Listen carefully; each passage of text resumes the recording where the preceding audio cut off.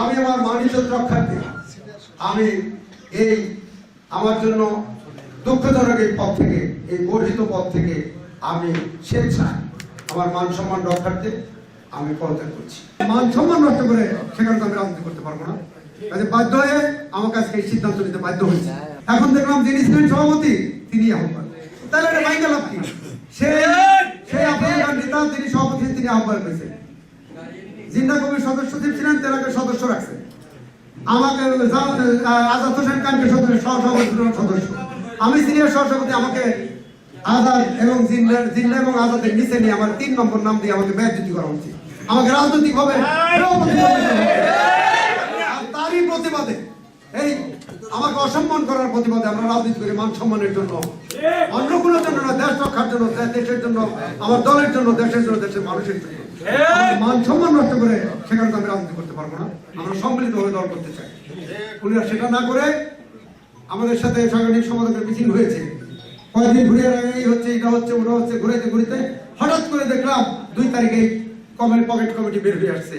আমাদের সভাপতি সাহেব 5 জনের নাম দিচ্ছেন, সেই 5 জন আর জিন্না সাহেব 6 জন। আমাকে তো দায় ঠিকই রাখছে। আমার নেতা তারেক রহমান সাহেবের কাছে আমার সবিনয় অনুরোধ এবং সশ্রদ্ধ সালাম জানিয়ে বলছি, আমরা আপনার সৈনিক, আপনার জন্য, দলের জন্য আমরা জীবন দেব, কিন্তু আমাদের দিকে একটু তাকান, আমাদের অত্যাচারটাকে আপনি বিচার করেন, আমরা সুবিচার চাই, আমাদের মর্যাদাটাকে আপনার কাছে রক্ষা করবেন, এই আশাবাদ আমার নেতার কাছে ব্যক্ত করছি। আমাকে তাদের নিচে নিয়ে সদস্য করা, আমি এটা নিজেকে অত্যন্ত দুঃখিত, মর্মাহত এবং অপমানিত বোধ করছি। আর সেই জন্যই আমি আমার মান-ইজ্জত রক্ষার্থে আমি এই আমার জন্য দুঃখজনক এই পদ থেকে, এই গর্হিত পদ থেকে আমি স্বেচ্ছায় আমার মান সম্মান রক্ষার্থে আমি পদত্যাগ করছি।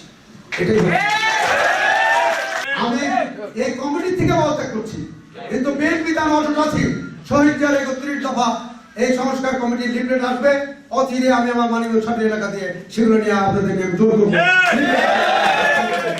শহীদ জিয়ার আদর্শ বাস্তবায়ন করতে আমরা আছি, থাকবো ইনশাআল্লাহ।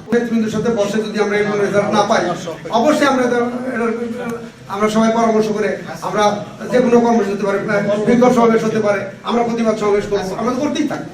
আমরা অবশ্যই এর অবসান চাবো, ধারাবাহিকভাবে চলতেই থাকবে। গণতান্ত্রিক দেশে এটাই নিয়ম। আমরা গণতন্ত্রের রক্ষার জন্য আমাদের এই আন্দোলন চলবে ইনশাআল্লাহ। এই আমার এই লেখাটাও পদত্যাগ পত্রটাও আমি তারেক রহমানের বরাবর লিখেছি। আমি এটা ওনার কাছে পৌঁছাবো, সময় অফিস থেকে ভাইয়া অফিসের থ্রুতে চলে যাবে। আর আপনাদের মাধ্যমে যেটা আছে, আপনারা প্রিন্ট মিডিয়া, আপনারা ইলেকট্রনিক্স মিডিয়া, আপনাদের মাধ্যমে তো দেশবাসী জানবেন, উনিও জানবেন।